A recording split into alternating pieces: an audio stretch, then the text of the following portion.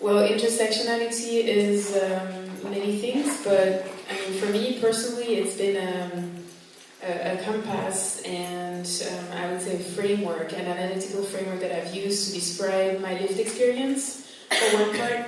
And it's been very liberating to know that my personal experience was something also collective that had a name.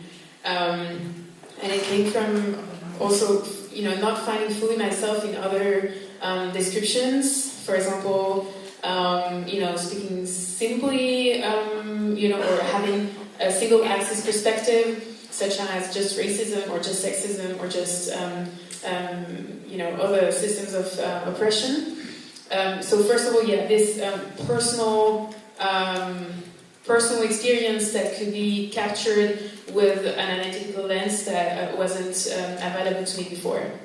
And then second, I find it an extremely powerful tool for community organizing and activism, inter-movement solidarity, because it's something that recenters us to understand oppression and discrimination and inequality from a structural systemic angle, which helps us find the commonalities between the different movements, which often tends to get lost in the midst of self-interest or maybe competition, which drives movements apart.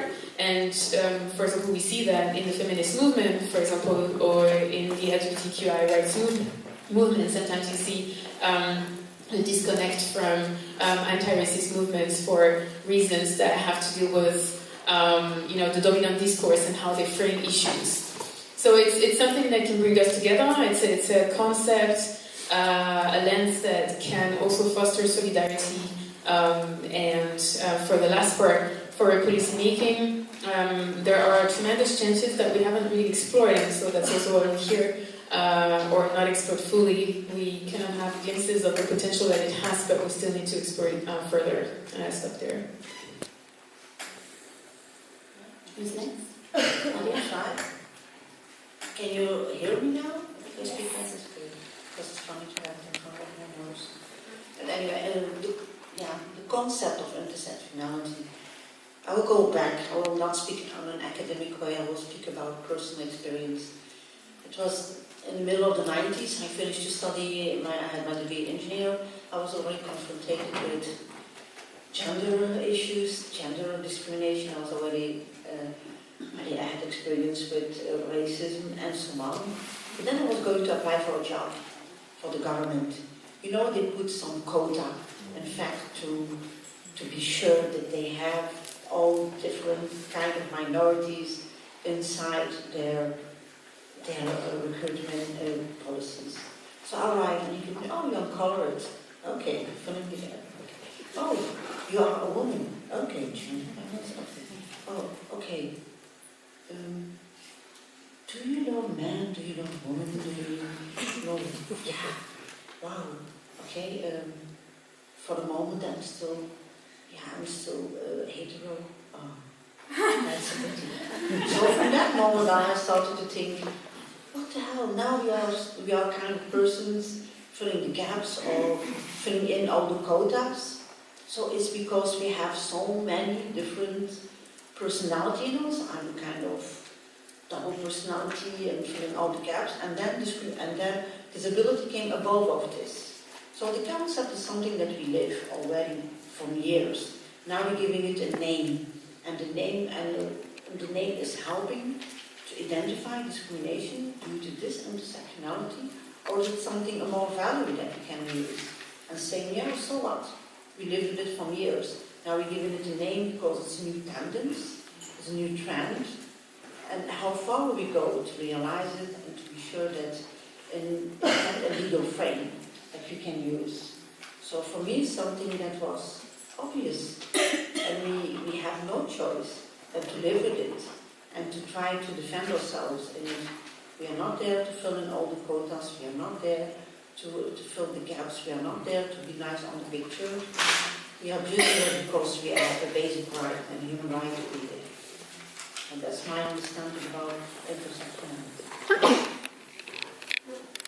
Yes, for me it's also a framework that really helps me understand my own experience my individual experience, and it helps me do anti-discrimination work. It really helps to understand kind of your own intersections of oppression as well as your privileges. I think those are something that also need to be.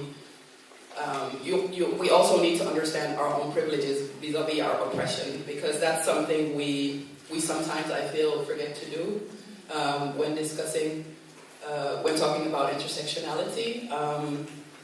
And that might, for me, that's something that is even more helpful within intersectionality in making sure that I'm able to do my work, be it activism or my non-discrimination work at the ministry, to make sure I don't leave anybody in the margins.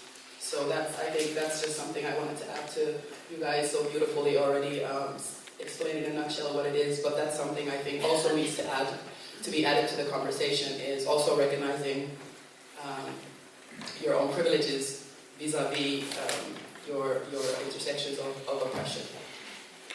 Thank you. I think there's really pull out two really interesting points there, which is that it's relevant from at the individual level, but also to use our work. And I wanted to talk about our work a little bit later.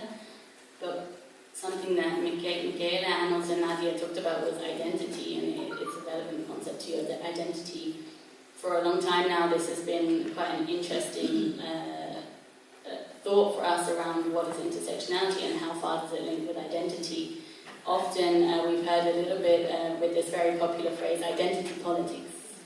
It's a very popular phrase, and I don't really understand what it means. It's coming up a lot, but it also came a lot in the roots of intersectional theory, I think, with the Combahee River Collective. They also talked about identity politics and how that is also linked to